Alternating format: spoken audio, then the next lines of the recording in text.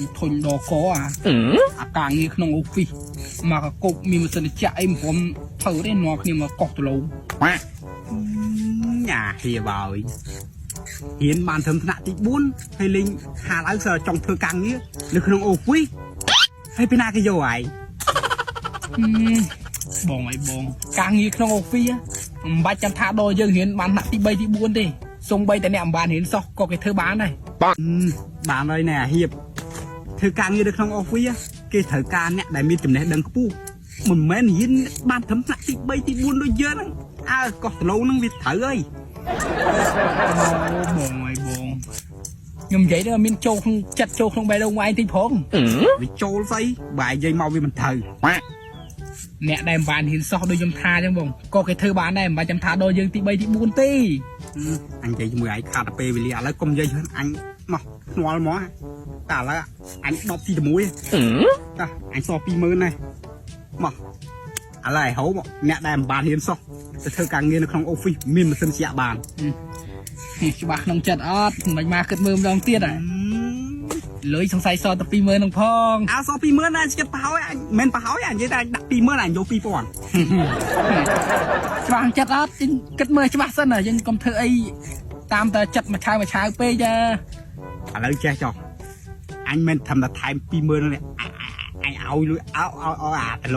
លងយើង2ថ្នាហ្នឹងអាហ្នឹងអញឲ្យកើបយកខ្លួនឯងចុះម្នាក់ឯងចុះអញអត់យកទេកើបមិនកើបដលងគេកើប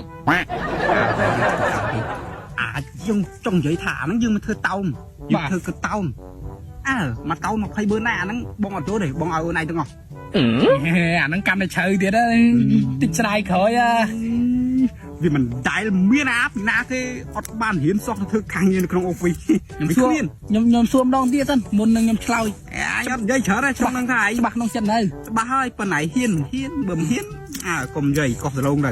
ខ្ញុំដល់ពេលបងឯងច្បាស់អញ្ចឹងខ្ញុំជិលដាក់ 2000 ខ្ញុំដាក់ 5000 ទៅហ្មងបើថាបងឯងឈ្នះខ្ញុំបងឯងយក 5000 ចុះទៅចាំបុកទិញពីជាឲ្យចាប់ទុកថា 5000 ហ្នឹងយកទិញពីជាប៉ុងចុះអានេះ8000នេះខ្ញុំដាក់ទាំងអស់ហ្មងនេះសោះបានទិញនោះមើលខ្ញុំប្រាប់បងឯងមកអ៊ីនោះយើងជួបថ្ងៃមុនទេអ៊ីនោះធ្វើការងារមានសិទ្ធិចាក់អូហ្វីសហ្នឹងគេរៀនបានខ្ពស់រៀនបានខ្ពស់ហ្មងអ៊ីនោះបានរៀនសោះហ្មងអ៊ីណាអ៊ីមួយនៅភូមិយើងគាត់មិនទៅធ្វើការងារនៅភ្នំពេញអូអ៊ីមួយយើងជួបថ្ងៃមុននោះគាត់ធ្វើការងារខាងអនាម័យនោះជួបនោះការងារអនាម័យតាហើយមិននិយាយស្អីបងការងារអនាម័យមែនតែការងារអនាម័យក្នុងអូហ្វីបងមិនអនាម័យនៅក្រៅផ្សេងតាមសាធារណៈទេនិយាយថាអ្នកធ្វើការងារនៅក្នុងអូហ្វីមានម៉ាស៊ីនចាក់មានអីត្រឹមត្រូវម៉ាស៊ីនត្រជាក់ក៏មានដែរគាត់មិនត្រឹមទៅធ្វើការជាមួយនឹងម៉ាស៊ីនត្រជាក់ធម្មតាទេគាត់ជូតតាំងម៉ាស៊ីនត្រជាក់ទៀតហើយជាពិសេសអាចំណុចដែលសំខាន់ណាខ្ញុំមិនចង់និយាយទេនិយាយដូចអួតគាត់បន្តិចចុះគាត់កាន់តាំងសោគ្រប់បន្ទប់ទៀត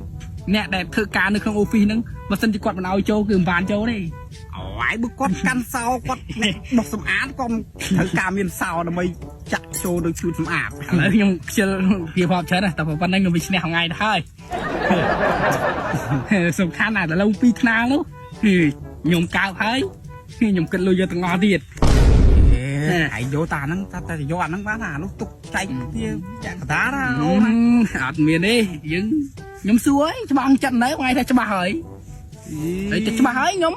លក់បានខ្ញុំយកហើយ